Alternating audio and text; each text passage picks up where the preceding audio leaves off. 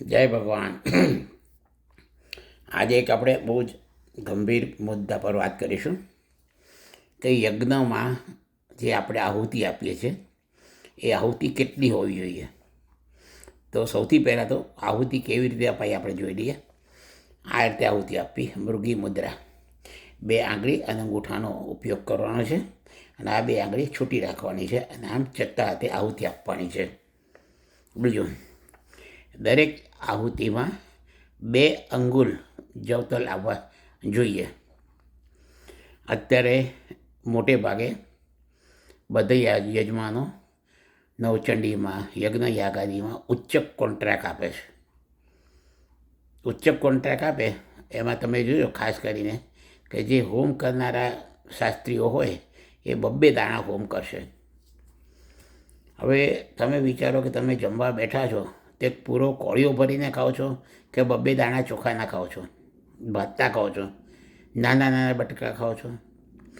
એના માટે કુંડ સિદ્ધિમાં કહ્યું છે કે દરેક આહુતિ 2 અંગુલના માપની જોઈએ.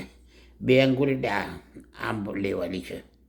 એટલે લગભગ એક આહુતિમાં ઓછામાં ઓછું 5 થી 7 ગ્રામ તલ તો જવા જ જોઈએ. એનાથી ઓછા ચાલે નહીં. બીજું શું કરે છે કે ધારો કે ઘી હોમ છે ને, ઊંધા શુવાથી હોમ છે એટલે 1 ટીપું ઘી હોમ હશે. હવે તમે આખા નવચંડી યજ્ઞમાં 40,000 થી 50,000 રૂપિયા ખર્ચા કરતા હો તો 1.5 કિલો તલ વપરાય જેની કિંમત 300 રૂપિયા થાય.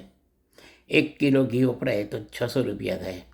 તો 900 રૂપિયા માટે એમાં થોડું થોડું થોડું કરી શું બચાવવાનું? એના કરતાં ભગવાનને પૂર્ણ માત્રામાં આપો.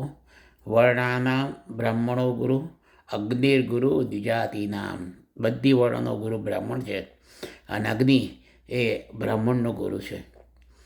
અગ્નિના મુખમાંથી પાછું લેવાની, ઓછું આપવાની બ્રાહ્મણની કોઈ જ સત્તા નથી અને ધર્મ વિરુદ્ધ છે.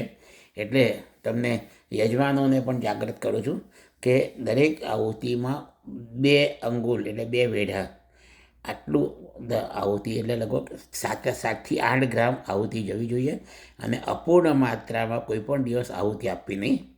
આ વિડીયો તમે લાઈક કરો, સબસ્ક્રાઈબ કરો અને ઢગલાબંધ હિન્દુઓને મોકલો કે જેથી કરીને જે લોકો યજ્ઞ યાગાદી કરાવતા હોય તે પણ પૂર્ણ માત્રામાં અને શાસ્ત્રોક્ત રીતે યજ્ઞ કરાવે. જય ભગવાન, જય શ્રી કૃષ્ણ, હર હર મહાદેવ.